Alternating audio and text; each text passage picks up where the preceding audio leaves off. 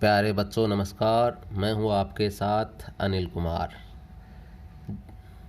आप सभी का स्वागत है अनिल सर की संस्कृत क्लास में, जहां हम आज कक्षा 8 का पंचदश पाठ प्रहेलिका का अध्ययन करेंगे। पहेलियां मनोरंजन की प्राचीन विधा है। यह प्राय विश्व की सारी भाषाओं में उपलब्ध है। संस्कृत के कवियों ने इस परंपरा को अत्यंत समृद्ध किया है। पहेलियाँ जहाँ हमें आनंद देती हैं, वहीं समझबूझ की हमारी मानसिक व बौद्धिक प्रक्रिया को तीव्रतर बनाती हैं। इस पाठ में संस्कृत प्रहेलिका यानी पहेली बूझने की परंपरा के कुछ रोचक उदाहरण प्रस्तुत किए गए हैं। पहली पहेली पढ़ते हैं। कस्तूरी जायते कस्मात् को हन्ति करिणां कुलम् किं कुर्यात् कातरो युद्धे मृगात् सिंहः पलायते। अब पहली लाइन का हिंदी अर्थ देखिए। कस्तूरी एक सुगंधित पदार्थ होता है। जायते यानी पैदा होती है और कस्मात यानी किससे, यानी कस्तूरी जो सुगंधित पदार्थ है वो किससे पैदा होता है। दूसरी लाइन, को हन्ति करिणाम कुलम। को यानी कौन, हन्ति यानी मारता है, करिणाम यानी हाथियों के, कुलम यानी कुल को, कि हाथियों के कुल को कौन मारता है। किम कुर्यात कातरो युद्धे। किम यानी क्या, कुर्यात यानी करता है, कातरो यानी कायर व्यक्ति, युद्ध है यानी युद्ध में। और चतुर्थ लाइन देखिए। मृगात सिंह पलायते। मृगात यानी मृग से, सिंह यानी शेर, पलायते यानी भाग जाता है। तो देखिए बच्चों, अब इनका उत्तर हमें यही मिल जाएगा। आप जैसे देख पा रहे हैं, तीन पहली जो लाइनें हैं वो 3 प्रश्न है और उनके अंत में प्रश्नवाचक चिन्ह भी लगा रखा है। इन तीनों के जो उत्तर हैं हमें चतुर्थ लाइन में मिल जाते हैं। जैसे पहले, कस्तूरी जायते कस्मात, यानी कस्तूरी है वो किससे पैदा होती है, तो उत्तर हो जाएगा मृगात यानी हिरण से। को हन्ति करिणाम कुलम, हाथियों के कुल को कौन मारता है, तो उत्तर हो जाएगा सिंह है यानी शेर। और किम कुर्यात कातरो युद्धे, कायर व्यक्ति युद्ध में क्या करता है, पलायते यानी भाग जाता है। अब हम पढ़ते हैं पहेली नंबर 2। सीमंतिनी सुका शांता राजा को भूत गुणोत्तम विद्वद्भिः का सदा वन्द्या अत्रैवोक्तं न बुध्यते। सीमंतिनीषु यानी स्त्रियों में, का यानी कौन, शांता यानी शांत है, स्त्रियों में कौन शांत है। दूसरा है, राजा को अभूत गुणोत्तम है। राजा यानी राजा, को अभूत यानी कौन हुए, गुणोत्तम है यानी गुणों में उत्तम, यानी कौन से राजा गुणों में उत्तम हुए। विद्वद् भी का सदा वंद्या, विद्वद् भी यानी विद्वानों के द्वारा, का यानी किसकी, सदा यानी हमेशा, वंदा यानी वंदना की जाती है यानी पूजा की जाती है। विद्वानों के द्वारा हमेशा किसकी पूजा की जाती है। अत्रैव उक्तम न बुध्यते। अत्र एव उक्तम का मतलब है अत्र एव उक्तम, यानी अत्र यानी यहीं पर, एव यानी ही, उक्तम यानी कहा गया है, यानी यहीं पर ही कहा गया है, यानी इसी श्लोक में बताया गया है। न बुध्यते लेकिन समझा नहीं गया है, वो हमें समझना है इसमें, कि इन तीनों जो 3 प्रश्न इसमें पहली 3 लाइनों में दिए हैं, जहां हम प्रश्न वाचक चिन्ह देख पा रहे हैं, इन तीनों के उत्तर यहीं पर दिए गए हैं जो हमें समझ में नहीं आए हैं, तो वो हमें समझने हैं। यहाँ सीमंतिनीषु का शांत है, यानी स्त्रियों में कौन शांत है, तो इसका उत्तर इसी लाइन में है बच्चों। हमें एक प्रथम वर्ण लेना है जैसे सी हो गया, और एक अंतिम वर्ण लेना है ता, तो उत्तर हो गया सीता।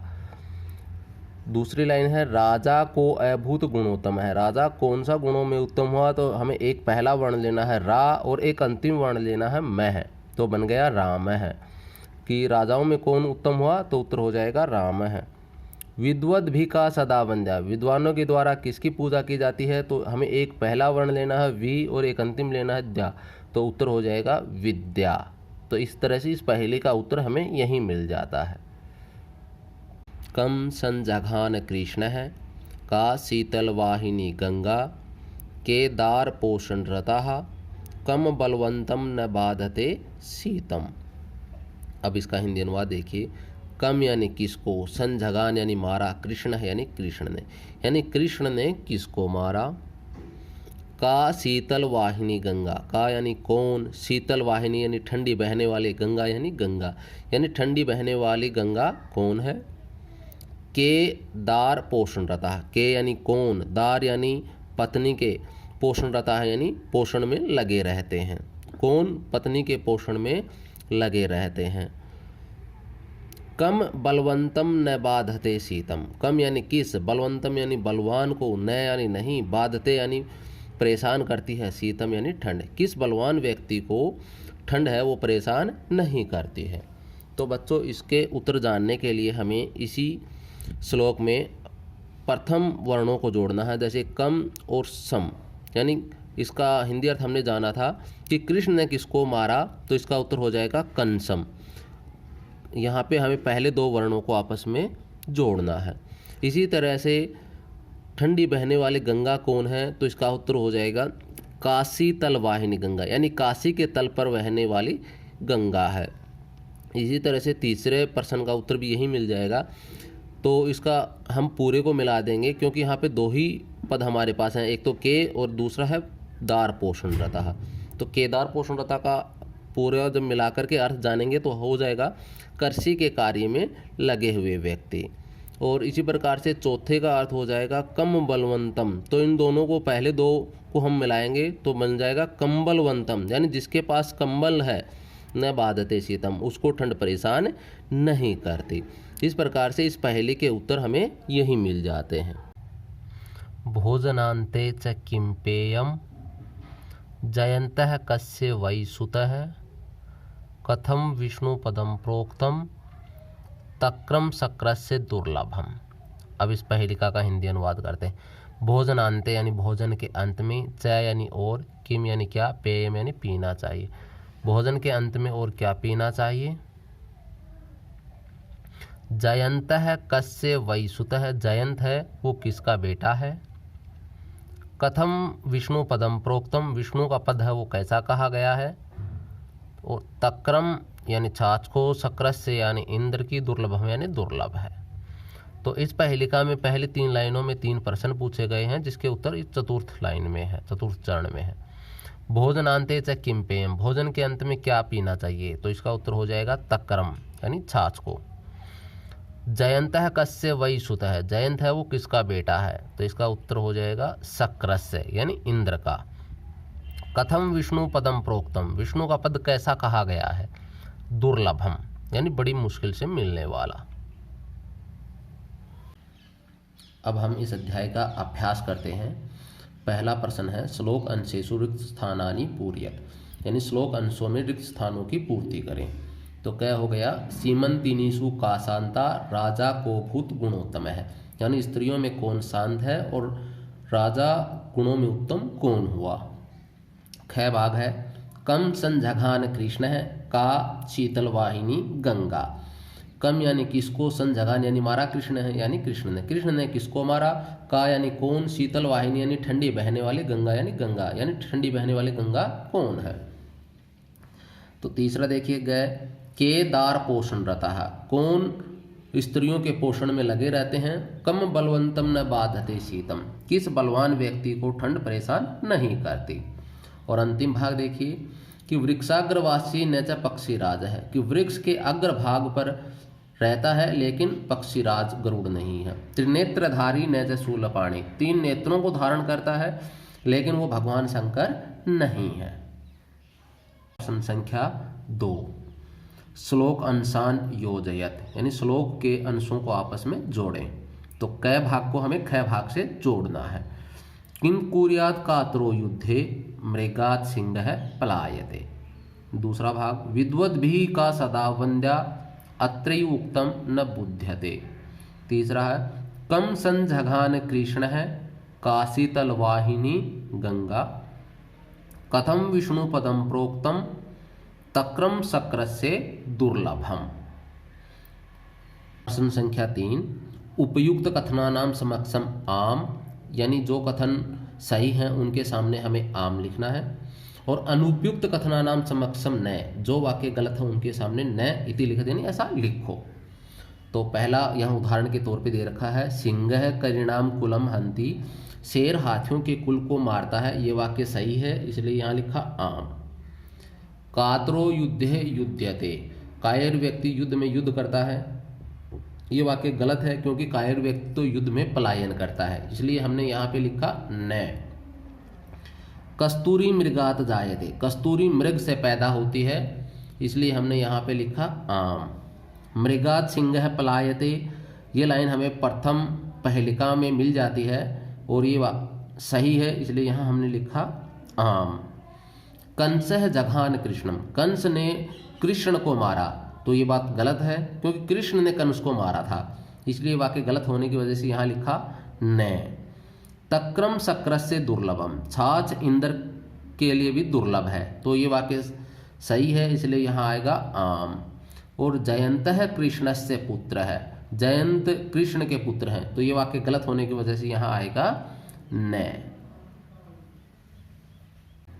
प्रश्न संख्या 4, संधि विच्छेदम पूरयत, यानी संधि विच्छेद की पूर्ति करें। तो पहला है करिणाम कुलम, इसका संधि विच्छेद होगा करिणाम कुलम। इसमें सिर्फ इतना परिवर्तन होगा कि ये जो अनुस्वार है आगे व्यंजन होने की वजह से इस अनुस्वार को यहाँ नीचे लिख देते हैं। को भूत, तो इसका संधि विच्छेद होगा क है प्लस में अभूत। तीसरा देखिए अत्रैव उक्तम, तो इसका संधि विच्छेद होगा अत्र प्लस में एव प्लस में उक्तम। ए और ए मिलकर के आई बन जाता है और ए और ऊ मिलकर के ओ बन जाता है। चतुर्थ भाग देखिए इसका वृक्षाग्रवासी, तो वृक्ष प्लस में अग्रवासी, ए और ए मिलकर के आ बन जाता है। पांचवा भाग देखिए त्वग वस्त्रधारी, तो ये बनेगा त्वक प्लस में वस्त्रधारी। और अंतिम भाग देखिए विभ्रन्न, तो विभ्रत प्लस में न। अधोलिखितानां पदानां लिंगम विभक्तिम वचनम च लिखत, यानी अधोलिखित पदों के लिंग विभक्ति और वचन लिखो। तो पद है हमारे पास करिणाम यानी हाथियों का, तो हाथी शब्द होता है पुल्लिंग, इसलिए लिंग निर्धारण हुआ पुल्लिंगम, और करिणाम बनता है षष्ठी विभक्ति बहुवचन में। कस्तूरी शब्द है स्त्रीलिंग वाची, प्रथमा विभक्ति एक वचनम। युद्ध है यानी युद्ध में, तो ये शब्द हो गया पुल्लिंग, इसलिए पुल्लिंगम आएगा, और सप्तमी विभक्ति एक वचन में बनता है। सीमंतिनीसु यानी स्त्रियों में, इसलिए स्त्रीलिंग निर्धारित हुआ, सप्तमी विभक्ति बहुवचन में बनता है। बलवंतम यानी बलवान को, तो बलवान हो गया पुल्लिंग शब्द, इसलिए पुल्लिंगम, द्वितीय विभक्ति एक वचनम। शूलपाणि यानी भगवान शंकर, तो इसलिए पुल्लिंग शब्द होने के कारण निर्धारित हुआ पुल्लिंगम, प्रथमा विभक्ति एक वचनम। शक्रस्य यानी इंद्र का, तो पुल्लिंग होने की वजह से लिंग निर्धारित हुआ पुल्लिंगम, षष्ठी विभक्ति एक वचनम। प्रश्न संख्या 6, ए भाग विलोम पदानि योजयत, विलोम पदों को जोड़े। तो जायते, जायते का मतलब होता जन्म होना, तो इसका विलोम हो जाएगा म्रियते। इसी तरह से वीरह का मतलब होगा वीर, इसका हो जाएगा कात्रह यानी कायर। फिर है अशांता यानी अशांत, इसका विलोम हो जाएगा शांता। फिर है मूर्खे, मूर्खे यानी मूर्ख, तो इसका हो जाएगा विद्वद भी। फिर है अत्रैव यानी यहीं पर, तो इसका विलोम हो जाएगा तत्रैव यानी वहाँ पर। आगच्छति यानी आता है, तो इसका विलोम हो जाएगा पलायते यानी भाग जाता है। इस तरह से ये विलोम पदों को हम आपस में जोड़ेंगे। संख्या 6, आ भाग समानार्थक पदम चित्वा लिखत, यानी समानार्थक पद चुन करके लिखे। समानार्थक यानी समान अर्थ वाले। तो करिणाम का मतलब है हाथियों का, तो इसका उत्तर यहाँ मिल जाएगा हमें इन तीन ऑप्शन में से गजानाम। फिर है अभूत, ये लंग लकार का है तो हुआ था, तो इसका उत्तर हमें मिल जाएगा अभवत। इसी प्रकार से वंद्या, इसका हमें मिल जाएगा यहाँ वंदनिया। बुध्यते, इसका समानार्थक पद हो जाएगा अवगम्यते। इसी तरह से घट है, इसका समानार्थक हो जाएगा कुंभ है। और अंतिम संजघान, इसका हो जाएगा अमार्यत। प्रश्न संख्या 7, कोष्टक अंतर्गतानां पदानां उपयुक्त विभक्ति प्रयोगेन अनुच्छेदम पूरयत, यानी कि कोष्टक में आए हुए पदों में उपयुक्त विभक्ति के प्रयोग द्वारा अनुच्छेद की पूर्ति करें। एकः काकः डयमानः आसीत्। एकः काकः यानी एक कौवा, डयमानः आसीत् यानी उड़ रहा था। अब आकाश में हमें विभक्ति जोड़नी है तो बन जाएगा आकाशे यानी आकाश में। एक कौवा आकाश में उड़ रहा था। त्रिसार्थः सः अन्वेषणम करोति। त्रिसार्थः यानी प्यास से व्याकुल, सह यानी वह, अन्वेषणम करोति यानी खोज करता है। तो जल में विभक्ति जोड़नी है यानी जल की, तो जलस्य।